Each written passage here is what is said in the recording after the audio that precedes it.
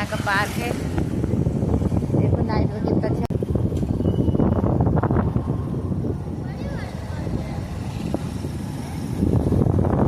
ये हम लोग सो गया है, उसको नींद आ रही थी और हम लोग निकल आए हैं।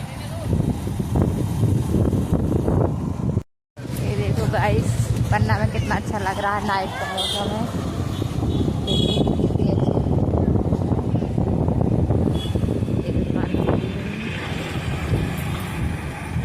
और ये है राम जानकी मंदिर का गेट। ये देखो गाइस, कितनी अच्छा है, देखो।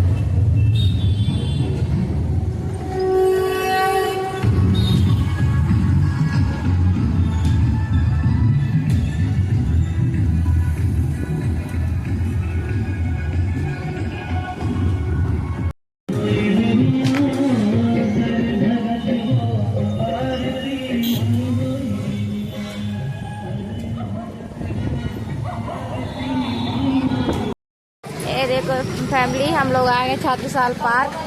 देखिए बाबा साहब जयंती के यहाँ प्रोग्राम है, आप सबको दिखाएंगे यहाँ का प्रोग्राम कैसा होता है। गाइस बने रहिए मेरे ब्लॉग में, कंटिन्यू आपका। ये देखो फैमिली, हम लोग आ गए हैं, अंदर जा रहे हैं। देखिए गेट के, मैं हूँ, भैया है और अंदर सो गया हमारा। देखिए फैमिली, व्योम चला गया पापा जी के साथ और भैया भी जा रहा है। यहाँ पे मैं भी आ गई हूँ पार्क में, देखिए।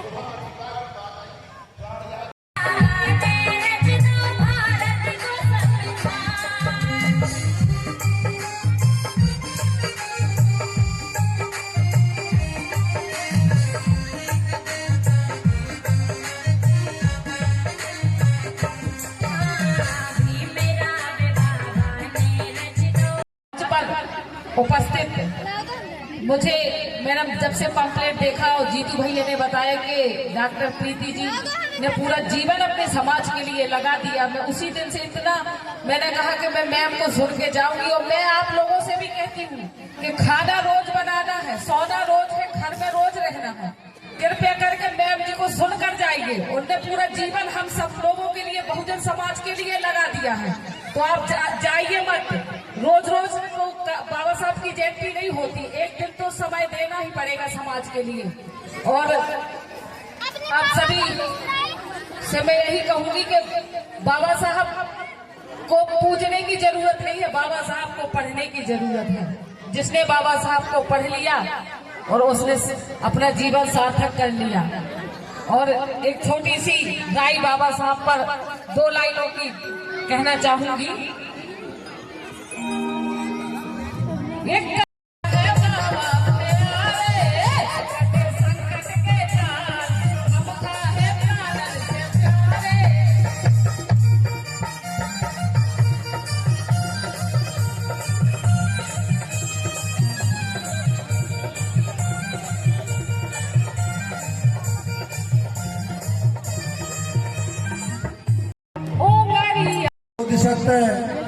भारत रत्न बाबा साहब डॉक्टर अंबेडकर की 133वीं जयंती पर आज मैं इस कार्यक्रम के आदरणीय अध्यक्ष दूर रहना चाहिए।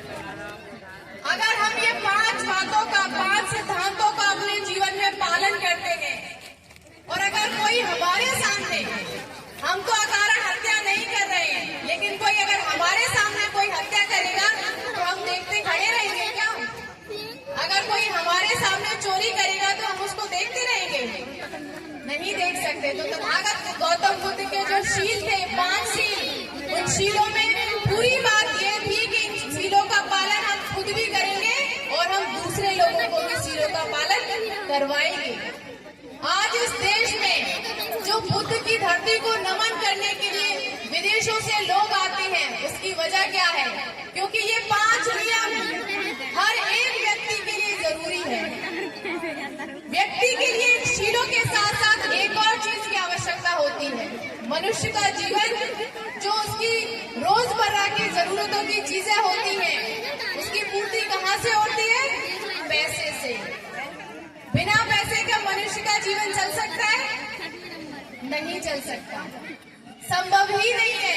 तो स्टील के साथ साथ हमारे जीवन में पैसा भी होना चाहिए, तब हमारा जीवन सुखी होगा, संपन्न होगा।